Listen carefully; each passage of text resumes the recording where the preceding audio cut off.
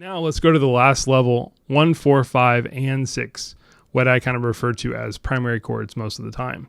So now we're adding all these chords together. We've looked at 1, 5, and 6 separately and 1, 4, and 5 separately, tried to do a little overlap.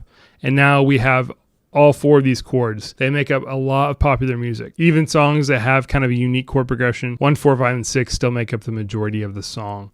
So they really do serve as the backbone of like modern music. Talking about briefly what they sound like. With all 4 of these in mind now though, notice that 4, 5, and 6 are all like neighbors. You can notice like 1, 2, 3, 4, 5, 6. That is a really helpful thing to be able to hear in the bass. That is actually the progression for Hallelujah, right? We have 1, the 4, the 5, the minor fall, right? And then back to 4. Then to 5, and then it goes to outside of the key. That ability to pull those chords together like that is so helpful. To really study chords in groups like this, to get them in your fingers no matter the instrument, and then also to be able to hear them and practice kind of integrating all these things together. So I want to play you some 1, 4, 5, 6 examples. I'll try to make it very simple. I'm going to go slow, make the minor chord obvious. I'll try to make the home chord obvious so that way you can orient to figure out 4 and 5. And again, there's lots of songs to do this. I, in fact, will link my website, Chordal.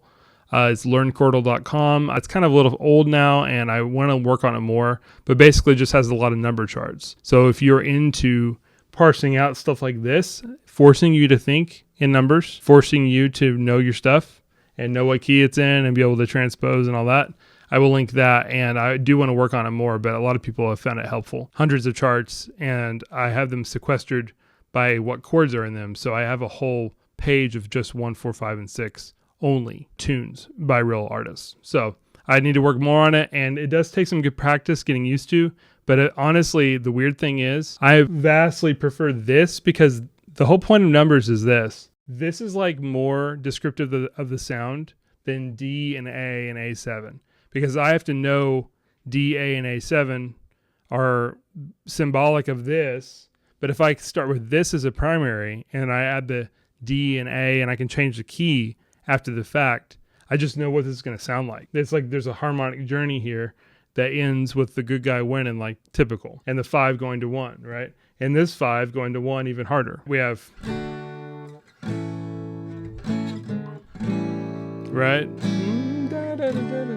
4, 1, 5, resolve, right? And then it goes to a new key. That becomes a 5 to there. It is so giving, though, to have this understanding because I'm coming into musical situations, not to mention just like listening to music all the time, just the music around me, with a lot of prior information that I'm kind of gifted. And it makes everything you hear so simple to hear where 1 is, to hear the overall progression, to tie it to tunes you know. This is such a exact thing that you can start to have your subconscious being able to interpret. Some cool stuff starts to happen when that starts to click. We are here to practice though, so let's listen to some audio examples of 1, 4, 5, and 6. Very quickly, these can start on any chord. I'll try to make where the 1 chord is pretty obvious, but these regularly happen in every combination you can imagine, so I will try to be thorough.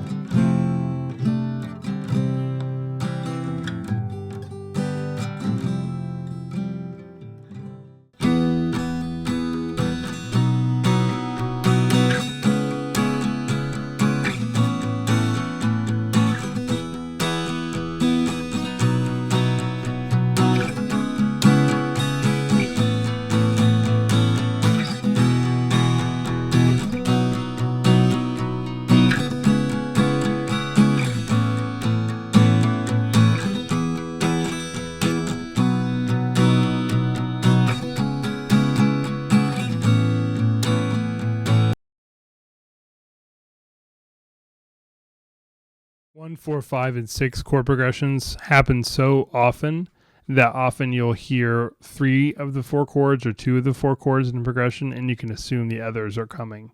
Meaning you'll hear a song that goes like this, like 1, and imagine you hear it like this.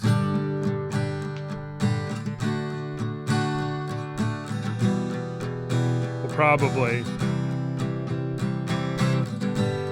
there's something about the 4 chords, 4 measures, it all kind of works out. Sometimes you'll start on another chord. You can start on the 4, totally go to 1 or go to 6.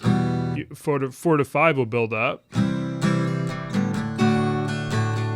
6 or to 1, right? 4 to 5 could also just go in a loop. Some songs sound like that, right? One of the progressions I did was like that,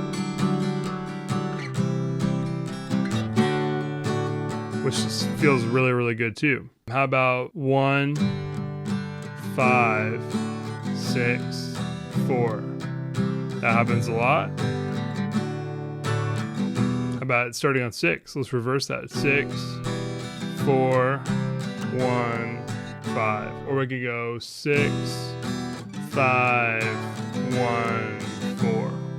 So these are all on the table, right? Really, you can't make a wrong move here. 5, let's start with 5. 5, 6, 4, 1. 5, 6, 4, 1. Kind of, it's okay. It's a little different, right? How about 5, 1, 4, 6? That's a little disjointed, right? 5 to 1.